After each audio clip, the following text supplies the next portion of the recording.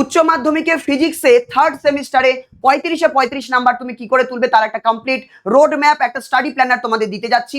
এই প্ল্যানারটা যদি তুমি মন দিয়ে ফলো করো, যা যা বলা হবে সেগুলো যদি করো, হতে পারে তুমি এভারেজ স্টুডেন্ট, বাট তবুও তুমি ফিজিক্সে 35 ইজিলি আনতে পারবে। আমি মুখে ইজিলি বলছি, বাট ব্যাপারটা অতটা ইজি নয়। কারণ তুমি যখন থার্ড সেমিস্টারের পরীক্ষা দিতে যাবে, বাংলা ইংলিশ এমসিকিউ পরীক্ষা হয়, ইজিলি 35 আনা যায়। কেমিস্ট্রি তো তুমি 35 আনতে পারবে, বায়োলজি তো আনতে পারবে, বাট সমস্যা হয় দুই জায়গায় স্টুডেন্টদের, এক হচ্ছে ম্যাথমেটিক্স, এক হচ্ছে ফিজিক্স। ম্যাথমেটিক্সের পার্ট আমি আজকে আলোচনা করছি না, ফিজিক্স নিয়ে আলোচনা করি। দেখো ফিজিক্সে এখন এইচএসেও এমন বেশ কিছু প্রশ্ন আসছে যেগুলো যেই মেন লেভেলের। কেমন? তো আমি কিভাবে প্রিপারেশন নেবো যাতে ফিজিক্সও 35 স্কোর করতে পারি, কমপ্লিট রোড ম্যাপ দিতে যাচ্ছি, কি কি করতে হবে এ টু জেড। সবার প্রথমে বলি, শোনো, যারা অলরেডি আমার অনলাইন ক্লাসে পড়ছো, যেটা আমার রয়েছে সুদর্শন ব্যাচ ফিজিক্সের, সেই অনলাইন ক্লাসে আমি ক্লাসে যা করাই সেই ক্লাসের নোটস এনাফ, শুধুমাত্র সেই ক্লাসের নোটস এনাফ। ক্লাসে যেগুলো করাই সেগুলো একদম যেই মেন লেভেলের, এবং যেই মেনের থেকে আমরা কিছুটা হলেও আমরা বেশ কিছু চ্যাপ্টার আমরা অ্যাডভান্স লেভেল পর্যন্ত টাচ করেছি। তো ক্লাসে যা কিছু করিয়েছি শুধুমাত্র সেটা যদি ভালো করে বুঝে বুঝে প্র্যাকটিস করো, তাহলে মোটামুটি তুমি 35-এর মতো আনতে পারবে মোটামুটি। কিন্তু এই ক্লাসে যা আমি করাচ্ছি তার পাশে এক্সট্রা আরো কিছু জিনিস করতে হবে, সেগুলো এই টিউজের এক এক করে বলবো। বাট একটা জিনিস, হতে পারে তুমি আমার কাছে পড়ছো না, কোনো ব্যাপার নয়, কোনো জায়গাতে পড়ছো, অফলাইন টিউশন পড়ো বা যেখানে পড়ো, তুমি কি করবে ভালো করে শোনো। তোমাকে ক্লাসে কিভাবে কি করাচ্ছে আমি জানি না, কিন্তু ক্লাসে তো থিওরি তোমাকে পড়িয়ে দিচ্ছে, এবং ওই থিওরি থেকে কি ধরনের প্রশ্ন হতে পারে সেই প্রশ্নগুলো ধরে ধরে শিখিয়ে দিয়েছে। তো তোমার টিউশন ক্লাসে তোমাকে যা করানো হয়েছে সেটাকে ভালো করে বোঝো, কনসেপ্টটা বোঝো, ফর্মুলাগুলো কোথায় কিভাবে অ্যাপ্লাই করতে হচ্ছে, কোশ্চেন সলভিং কি করে করতে হচ্ছে তার উপর বেশি জোর দিয়ে সেটা একটু ভালো করে রিভিশন করে প্র্যাকটিস করে নাও। তাহলে ক্লাসে যা করলো সেটাকে ভালো করে করলে। এবার পরীক্ষায় আসবে এমসিকিউ পরীক্ষা, পরীক্ষায় কি আসবে? এমসিকিউ আসবে। এমসিকিউ শুধুমাত্র আসে না, দু ধরনের শর্ট কোশ্চেন আসে। একটা আসে এমসিকিউ, এমসিকিউ এর জন্য আমরা কি করব, সাঁতরা প্রকাশনীর যে বই রয়েছে, যাদের কাছে ছায়া আছে তোমরা ছায়া ইউজ করতে পারো।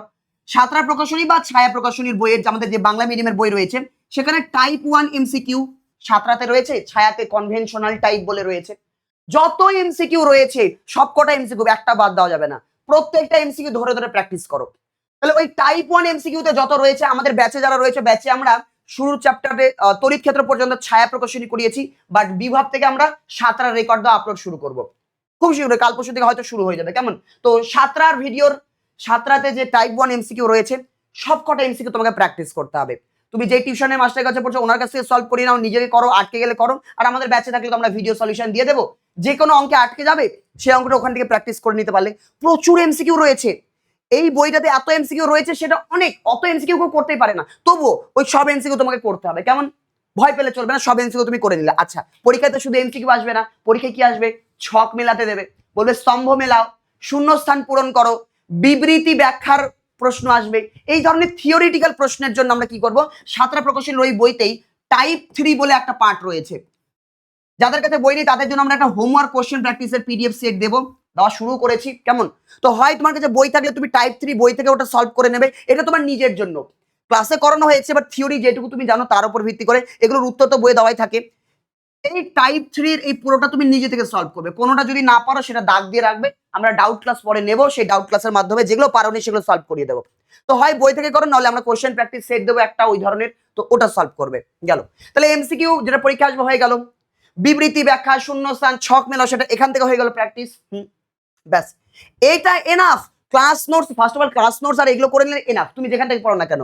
এই কটা স্টেপ আমরা করব, যখন এই কটা স্টেপ আমাদের কমপ্লিট হয়ে যাবে, যে আমি একটা চ্যাপ্টার ভালো করে বুঝে নিয়েছি, সাঁতরা থেকে বা ছায়া থেকে এমসিকিউ করে নিয়েছি, শূন্যস্থান পূরণ, ব্যাখ্যা, বিবৃতি যা যা হয়েছে আমাদের, ছক মেলাও, ওগুলো সব তুমি কমপ্লিট করে ফেলেছো, তার মানে তুমি ধরে নাও মোটামুটি তুমি টপ 1%-এর মধ্যে চলে আসছো। এতটাও কেউ করতে পারে না, এতটাও যদি করে নাও তুমি বলতে পারো 35 তোমার চলে আসবে।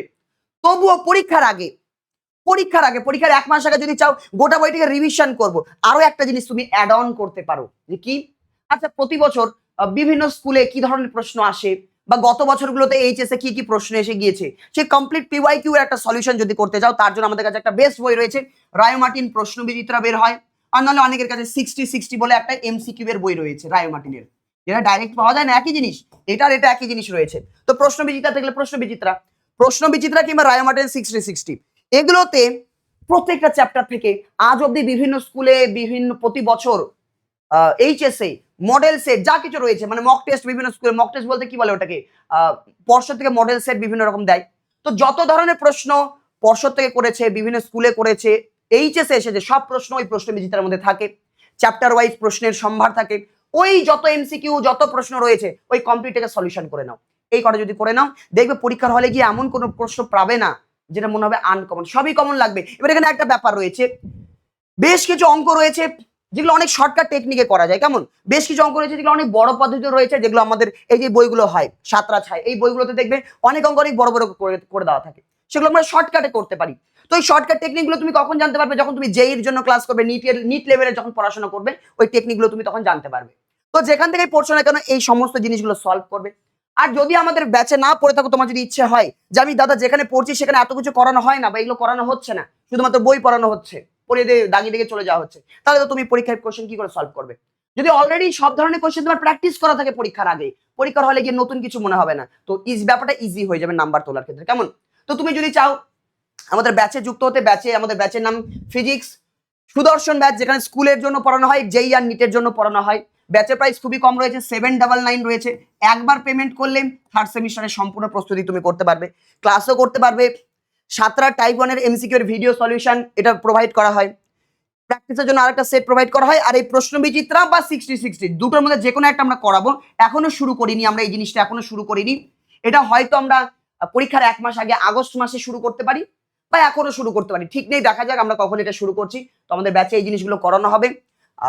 তো এটাই প্ল্যান ছিল, তুমি জাস্ট লিখে নাও যে আমাকে এই এই জিনিসগুলো করতে হবে, বাস এই 4টা জিনিস ক্লাসে যা করাচ্ছে, সাতরা বা ছায়া যেটা রয়েছে এই জিনিসটা করে নাও, আর লাস্টে প্রশ্ন বিচিত্রা, এই কটা জাস্ট লাগিয়ে দাও, কোশ্চেন প্র্যাকটিস করো, হয়ে যাবে, কেমন? চলে আসো। এবার আমাদের ব্যাচ সম্পর্কে হালকা একটু বলে দিই। আমাদের ফিজিক্স দাদা অ্যাপে শুধুমাত্র যে ফিজিক্সের ব্যাচ রয়েছে তা নয়, আমাদের পুরো কম্বো ব্যাচ রয়েছে, ফিজিক্স কেমিস্ট্রি ম্যাথমেটিক্সেরও ব্যাচ রয়েছে।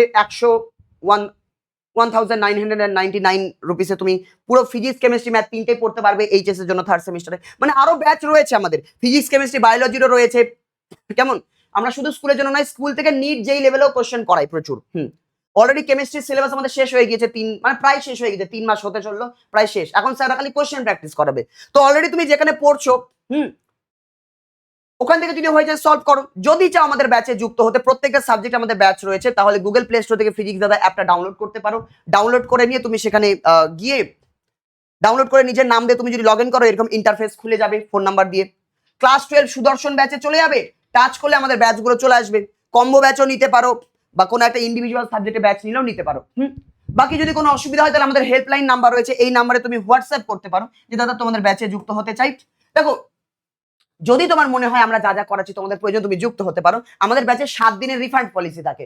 7 দিনের মধ্যে যদি তোমার মনে হয় যে ব্যাচ নিয়ে আমার লাভ হয়নি বা আমি নিতে চাই না ব্যাচটা, টাকা ফেরত চাই, 7 দিনের মধ্যে যদি বলে দাও, আমরা 7 দিনের মধ্যে টাকা রিফান্ড দিয়ে দিই, কেমন? কারণ আমরা চাই না কেউ এসে এরকম ভাবুক যে আমার নিয়ে তো কোনো লাভ হলো না, কেমন? তো ব্যাচে তুমি যদি যুক্ত হতে চাও এই নাম্বারে হোয়াটসঅ্যাপও করতে পারো, বা এই ভিডিওর কমেন্টে আমি একটা লিংক দিয়ে রাখবো যে ব্যাচে কি করে যুক্ত হবে বলে একটা ভিডিও দেওয়া থাকবে, ওই ভিডিওটা দেখে নেবে, 4 মিনিটের ভিডিও, ওই ভিডিও দেখলে সব বুঝাবে, অ্যাপের মধ্যে সব বোঝানো রয়েছে কি করে ব্যাচ বাই করবে।